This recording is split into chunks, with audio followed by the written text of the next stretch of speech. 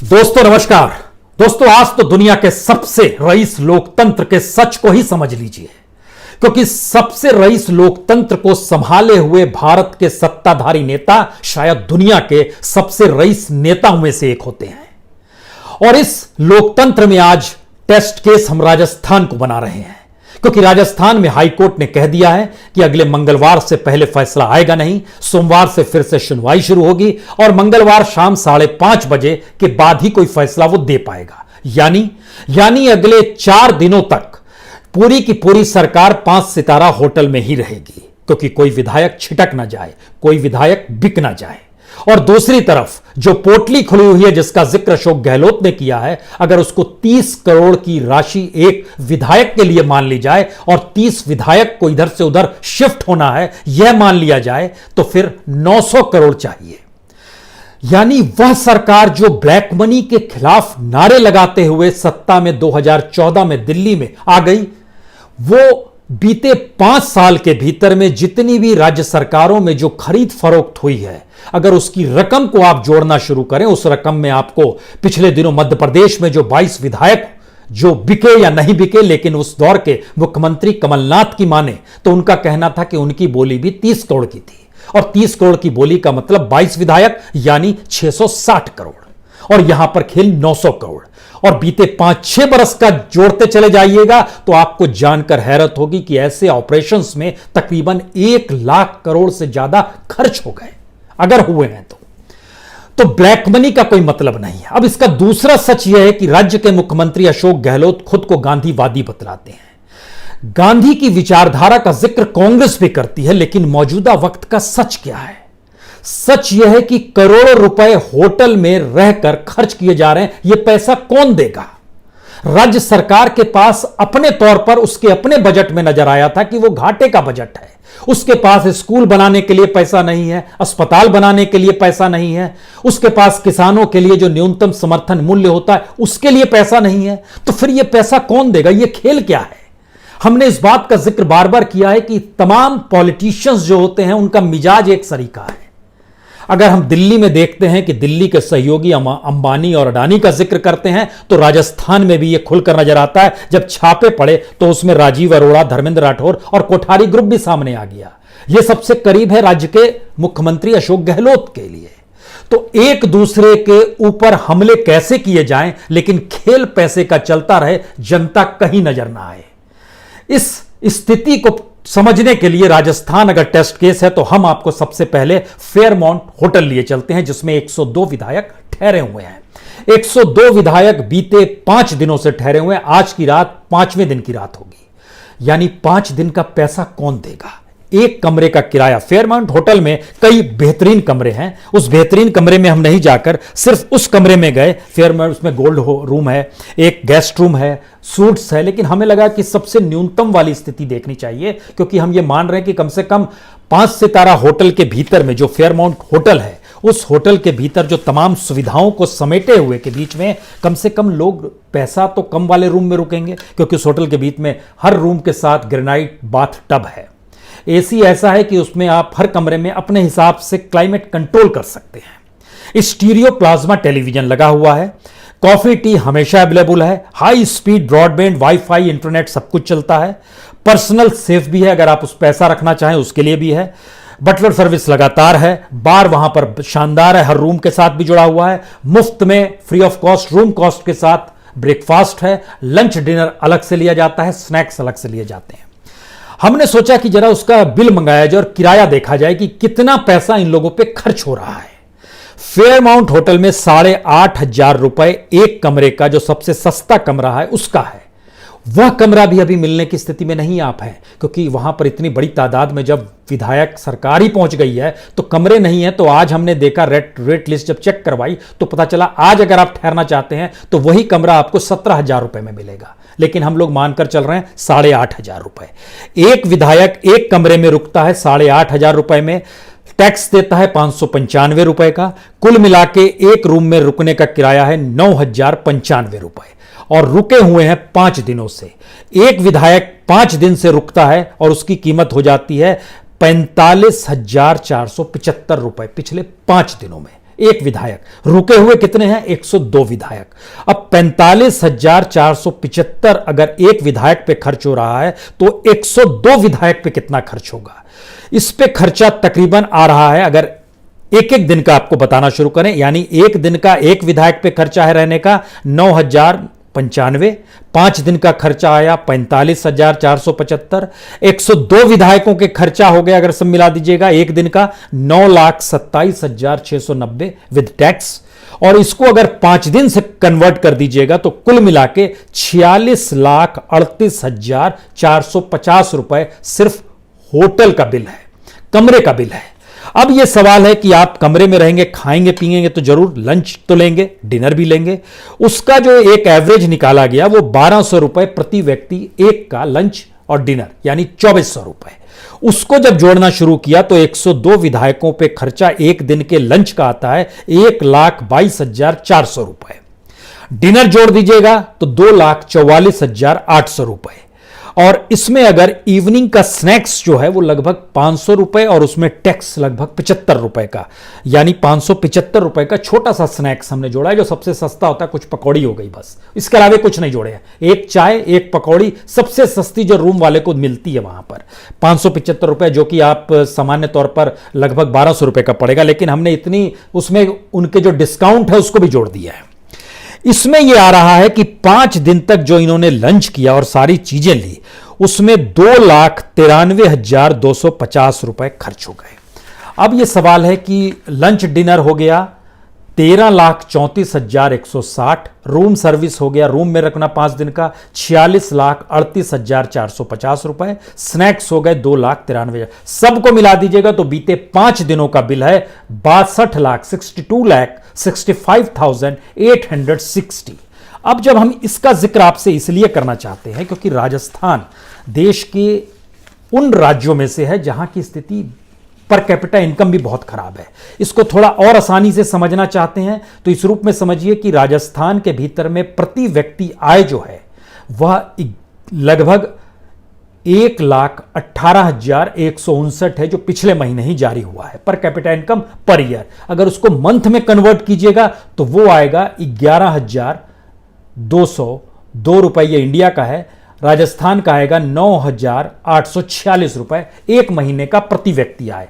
प्रतिदिन का आ रहा है 328, यानी जो राज्य प्रतिदिन प्रति व्यक्ति 328 रुपए पर जी रहा है उसकी दुगने कीमत में स्नैक्स विधायक खा रहा है 5 सितारा होटल में। जो राज्य का एक व्यक्ति एक महीने में जितना खर्च करता है 9,846 रुपए, उससे ज्यादा खर्च कर रहा है एक विधायक एक कमरा लेकर खाने के साथ, क्योंकि ये सबको मिला दीजिएगा तो कीमत आ रही है एक विधायक पर एक दिन की 11,595 रुपए एक दिन की, और यहां एक महीने प्रति व्यक्ति आय उससे कम है। भारत का भी एवरेज निकाल लीजिएगा तो वह भी 11,202 ही रुपए आता है, लेकिन यहां पर एक विधायक पे खर्च हो रहा है रूम और खाना मिला के 11,595, वह भी उससे ज्यादा है। सवाल यह नहीं है कि इतनी भर है, हमको लगता है कि इस होटल के भीतर रहते हुए कोई अनुभव क्या इन गांधीवादियों को नहीं होता है कि दरअसल इतना खर्च हो रहा है। इसकी वजह हम आपको बतलाते हैं। इसके लिए हमने एक टेस्ट केस दूसरा लिया कि जो शिक्षा का बजट है राजस्थान में गहलोत सरकार ने जो पेश किया उसकी स्थिति क्या है, इस राज्य में शिक्षा की स्थिति क्या है, और जो पैसा इस बिल के जरिए जो सामने आ रहा है कि इतना बिल कोई भी रहे पार्टी अगर वहां पर पिछले 5 दिनों से 102 लोगों की तमाम डिस्काउंट के साथ भी अगर इन 5 दिनों में उसका खर्च 62,65,000 हो गया है तो स्थिति क्या है राजस्थान की, यह देखिए। बजट जो आया 2019 का बजट था उससे भी कम इस बार कर दिया गया बजट, शिक्षा का बजट, यानी इस साल और कम कर दिया गया है। 2019 को हम लेते हैं जो कि मैक्सिमम बजट था गहलोत सरकार का, 38,712 करोड़ बजट था 2019 का एजुकेशन को लेकर, जो इस बार 38,524 करोड़ हो गया है और कम हो गया है। लेकिन महत्वपूर्ण यह नहीं है, ये जो 38,712 करोड़ का जो बजट है उसमें से 33,000 करोड़ स्कूलों पे खर्च नहीं होता है, अधिकारी कर्मचारी शिक्षकों के वेतन भत्ते पेंशन पे खर्च होता है। और जो बच जाता है पैसा, जो 5,712 करोड़ रुपया बचा है, उसके जरिए राज्य में चलने वाले सरकारी स्कूल जो हैं 63,000, उन स्कूलों को देखना है, उसके इंफ्रास्ट्रक्चर को देखना है, कंप्यूटर को देखना है, कुर्सी टेबल को देखना है, साइंस लैब को देखना है, कमरों की स्थिति क्या है, इन तमाम चीजों को देखना है। और उसके बाद जो एक बनाया गया है डाटा कि इतने स्कूल में इतने छात्र हो सकते हैं, उसमें अगर एक छात्र भी बढ़ता है तो उसकी एवज में सरकार 200 रुपए देती है एक साल का। एक साल का 200 रुपए यानी एक दिन का 54 पैसा। अब आप सोचिए कि 200 रुपया पूरे साल का है, 54 पैसा एक दिन का है। इनको कोई शर्म नहीं आती है कि पूरी सरकार जाकर बैठ गई है 5 सितारा होटल में कि कोई बिक ना जाए, कोई खरीदा ना जाए, बाहर 30-30 करोड़ की बोली लग रही है, भाग ना जाए। 100 पुलिसकर्मी लगातार राउंड द क्लॉक निगरानी पर है। राज्य में कानून व्यवस्था ठीक नहीं है, यह एक फैक्ट है, लेकिन फिर भी ये चीजें चल रही हैं और कोई शर्म नहीं है। गांधीवादी हैं लेकिन इस तरीके से जी रहे हैं, कोई शर्म नहीं आती है। हम जब इस पर जिक्र कर रहे थे कि एक तरीका होता है जिसमें नेता अपने आप को गांधीवादी दिखलाता है और अपने इर्द गिर्द वह एक ऐसे रईसों की टीम को रखता है जो उसके लिए पैसा देते रहे।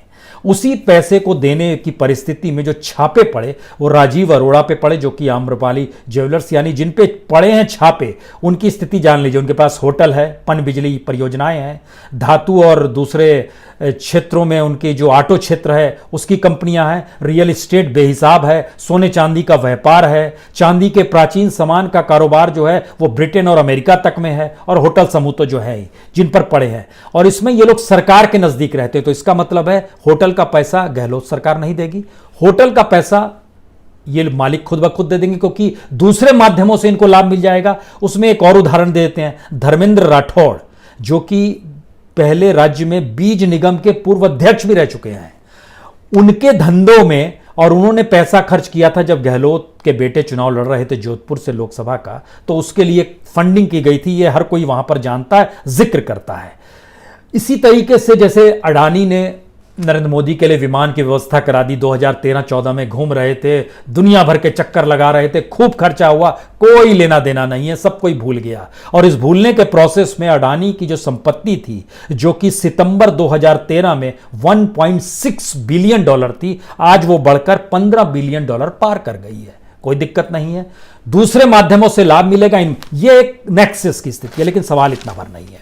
सवाल यह है कि जब हम इन स्कूलों का जिक्र कर रहे हैं कि बच्चों के लिए आप 200 रुपए निकालते हैं, प्रतिदिन 54 पैसा दे पाते हैं, तो हेल्थ सर्विस के लिए आपके पास प्रति व्यक्ति 30 पैसा है। आप कल्पना कर रहे हैं, 30 पैसा प्रति व्यक्ति प्रतिदिन का पैसा का इनका बजट है। और इतना ही नहीं, जो इन्होंने निरोगी राजस्थान का ऐलान पिछले साल किया, उसके लिए कहा गया कि 2000 करोड़ रुपए अगले 4 साल में निकालेंगे, 15 नए मेडिकल कॉलेज खोल देंगे। इस बार जब बजट सामने आया तो पता चला कि पैसा नहीं है। पैसे की स्थिति यह आ गई कि जो टोटल रेवेन्यू रिसिप्ट थी वो बताई गई 1,73,404 करोड़ है, और एक्सपेंडिचर दिखाना पड़ा 1,85,750 करोड़ का, यानी 12,000 से ज्यादा, 12,000 करोड़ से ज्यादा एक्सपेंडिचर की स्थिति राजस्थान के बजट में आ गई। यानी आप घाटे में हैं, आपके पास अस्पताल के लिए पैसा नहीं है, क्योंकि आपने जो निरोगी राजस्थान प्रबंध कोष बनाया वह भी 100 करोड़ का बनाया, और वो चलता किसके लिए क्या है, हर जिले में 1-1 करोड़ रुपया देंगे। क्यों देंगे? 1 करोड़ रुपया का अस्पताल नहीं बनेगा, 1 करोड़ में प्रचार प्रसार होगा, प्रोपेगेंडा होगा, परिचर्चा होगी, गोष्ठी होगी, अभियान प्रबंधन होगा। यानी इस देश के भीतर में सियासत पूंजी पर चलती है, प्रोपेगेंडा पर चलती है, और एजेंसियों उसको अपने साथ अनुकूल करके काम करने पर चलती है, इसी आधार पर चलती है। लेकिन अब इसके आगे का सच जो कहीं ज्यादा स्थिति को हैरान कर देने वाला है, जब हम इन बातों को कह रहे हैं कि दोनों में कोई अंतर नहीं है क्या, तब हम आपको बताते हैं एक नई चीज। वसुंधरा राजे जब मुख्यमंत्री थी तो उन्होंने विधानसभा में पास करा लिया एक मिनिस्टर सैलरी बिल 2017 एक पास कराया। उसमें उन्होंने कहा कि सरकारी बंगला, वाहन, ड्राइवर और लगभग 10 लोगों का स्टाफ आजन्म रहना चाहिए। इसका विरोध कांग्रेस ने खूब किया, सचिन पायलट सड़क पे बैठे, गहलोत ने भी विरोध किया। सरकार बदल गई, स्थिति आ गई, हाईकोर्ट में एक पत्रकार एक मामला लेकर यह चला गया। हाईकोर्ट ने कहा खबरदार, छीनिए इनसे, गाड़ी छीनिए, बंगला छीनिए और घर छीनिए, सब चीज छीनिए, सब नहीं खर्च किए जा सकते हैं। अब आप सोचिए कि वसुंधरा को इसका विरोध करना चाहिए था, विरोध कौन कर रहा है? विरोध इसका किया राज्य के मुख्यमंत्री अशोक गहलोत ने, और वसुंधरा को घर मिलता रहे इसके लिए वो चले गए सुप्रीम कोर्ट। यानी सितंबर 2019 में जब हाईकोर्ट ने कहा इनसे घर ले लीजिए, तो उस फैसले के खिलाफ राज्य के मुख्यमंत्री बीजेपी की मुख्यमंत्री के लिए घर दिलाए रखने के लिए चले गए सुप्रीम कोर्ट। सुप्रीम कोर्ट ने कहा खबरदार, वापस कीजिए, हाईकोर्ट का फैसला बिल्कुल सही है।